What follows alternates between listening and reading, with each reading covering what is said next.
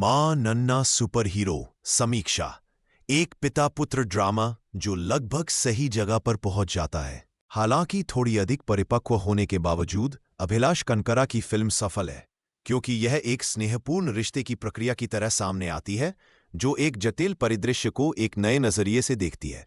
निर्देशक अभिलाष कनकरा, लेखक अभिलाष कंकारा, MVS भारद्वाज, श्रवण मदाला, कलाकार सुधीर बाबू, साई चंद, सयाजी शिंदे, आरना, राजू सुंदरम, शशांक, अमानी।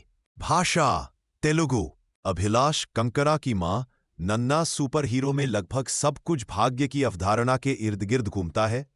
प्रकाश साई चंद, एक हाल ही में विधुर हुआ ट्रक चालक, अपने नवजात बेटे को अनाथालय में छोड़ने के लिए मजबूर होता है, लेकिन जैसा कि उसके भाग्य में था, उसे उसी रात गिरफ्तार कर लिया गया और एक ऐसे अपराध के लिए जेल में डाल दिया गया जो उसने कभी नहीं किया था। लगभग 25 साल बाद शिशुपुत्र, जिसका नाम जॉनी है, जिसे सुधीर बाबू ने निभाया है, अब अपने दत्तक पिता के साथ रह रहा है, लेकिन उसे लगता है कि वह अपने जीवन में दूसरे पैतृक व्यक्ति का प्यार और स्नेह पाने के लिए पर्याप्त भाग्यशाली नहीं है। दत्तक पिता सयाजी शिंदे, जो कभी एक तर्कसंगत व्यक्ति थे, को लगता है कि जिस बच्चे को वह अनाथालय से घर लाए थे, वह भी अपने साथ दुर्भाग्य लेकर आया था और शायद इसीलिए उन्होंने अपनी नौकरी और अपनी पत्नी को कैंसर से खो दिया। दिलचस्प बात यह है कि असली और दत्तक पिता दोनों को जुए का थोड़ा बहुत शौक है, एक लॉटरी का और दूसरा शेयर ट्रेडिंग का, जो पूरी तरह से किस्मत पर निर्भर करता है। और जॉनी बिना किसी गलती के यह नहीं समझ पाता कि दो बदकिस्मत आदमियों के बीच फंसा वह अकेला हारा हुआ है।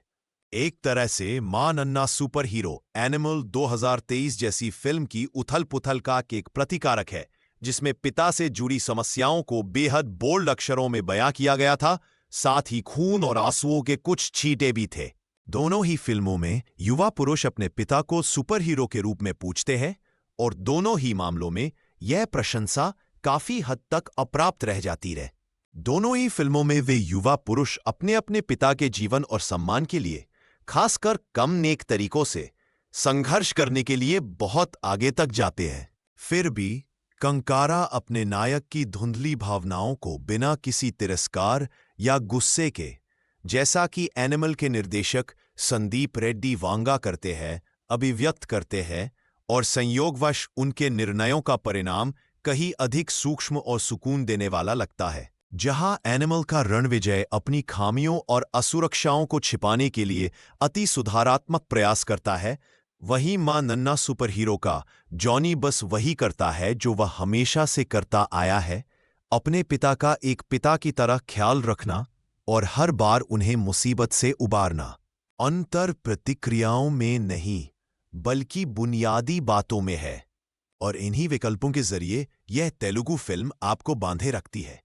यह एक पिता की अपने खोए हुए बेटे की तलाश की एक साधारण सी कहानी है, लेकिन फिर धीरे धीरे कहानी उलझती जाती है और फिर अपेक्षित अंत तक पहुंचती है, अपनी बात कहने में समय लेती है। एक मोड़ पर पहले 30 से 45 मिनट में मां नन्ना सुपर हीरो हमें एक स्वाभाविक बात की चाहत जगाती है और चाहती है कि हम जॉनी और उसके असली पिता को जल्द से जल्द एक दूसरे से मिलते हुए देखें।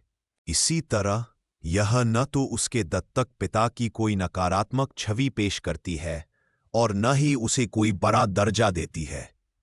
यह हमें बस इतना बताने की कोशिश करती है कि अनाथालय छोड़ने पर जॉनी के साथ बुरा हुआ था, और अब जबकि उसका असली पिता, जो उससे सच्चा प्यार करता है, बेचैनी से उसे ढूंढ रहा है, बच्चे की पुरानी पासपोर्ट फोटो वगैरह के साथ, तो उनका मिलन ही अंतिम समाधान है। लेकिन जैसा कि पहले ही बताया जा चुका है, फिल्म अभी उस मुकाम तक पहुंचने के मूड में नहीं है। हो सकता है कि जॉनी को उस नतीजे पर पहुंचने के लिए किसी तरह की परीक्षा से गुजरना पड़े। हो सकता है कि उसके और प्रकाश के लिए, जो एक दूसरे के लिए बिल्कुल अजनबी है, साथ में एक सफर करने का समय हो, जहां वे अनजाने में उन खुशियों को पा सकें जो वे अब तक खो चुके हैं। और हो सकता है कि इसका कोई उचित समाधान न हो। एक घरेलू ड्रामा से एक बेढंगी सड़क फिल्म में अचानक बदलाव, निहत्था भी करता है और निराश भी। निहत्था इसलिए क्योंकि फिल्म सावधानी को ताक पर रख देती है और कुछ समय के लिए कुछ बिल्कुल नया करने की कोशिश करती है। जॉनी और प्रकाश सड़क पर सह साजिशकर्ता बन जाते हैं और भले ही जॉनी खुद को और अपने इरादों को लेकर पूरी तरह ईमानदार न हो, फिर भी वह अनजाने में उन शरारतों में शामिल हो जाता है जिनकी उसके दत्तक पिता ने कभी अनुमति नहीं दी थी। बेशक हास्य और मूर्खता का यह मिश्रण उस तरह से नहीं उतरता जैसा वे उम्मीद करते हैं, लेकिन जब आपको पता चलता है कि कंकारा इन सब का इस्तेमाल ज्यादा फायदा उठाने के लिए कर रहा था, तो वे दृश्य उतना दुख नहीं देते। सुधीर बाबू और साईचंद इन दृश्यों में जबरदस्त दोस्ती निभाते हैं। बाबू अपने साधारण चेहरे के साथ अपनी शारीरिक भाषा से ही सब कुछ बयां करने में कामयाब रहे हैं, जबकि अनुभवी अभिनेता चंद ने संभवतः पूरी फिल्म में सबसे बेहतरीन ढंग से लिखे गए किरदार के साथ प्रभावशाली अभिनय किया है। क्लाइमैक्स से पहले के एक दृश्य में एक अस्पताल के अंदर एक दृश्य है जिसमें दोनों में से एक दूसरे को धोखा देता है और दूसरा इस तरह से अंत न करने की विनती करता है। यह एक ऐसी स्थिति है जिसकी हम दूर से उम्मीद करते हैं, लेकिन जिस तरह से इसे मंचित और प्रदर्शित किया गया है वह इसे यादगार बनाता है और दोनों अभिनेताओं का तालमेल यहां बखूबी दिखाई देता है। साथ ही मां नन्ना सुपर हीरो जब भावुकता की अति कर देती है तो यह बहुत बनावटी लगने लगती है। खास तौर पर बैकग्राउंड स्कोर फिल्म का अभिशाप बन जाता है, क्योंकि यह कितना जोड़-तोड़ और दखलंदाजी भरा है, और यह भी कि कहानी में कोमल पलों की भरमार है जिन्हें रेखांकित किया जाना चाहिए। संयोग अगर आप चाहें तो इसे भाग्य का ही एक और रूप के लिए भी काफी जगह है, और लेखन अपनी रचनात्मक स्वतंत्रता का इस्तेमाल कुछ तत्वों को स्वाभाविक रूप से जगह देने के बजाय उन्हें रचने के लिए करता है।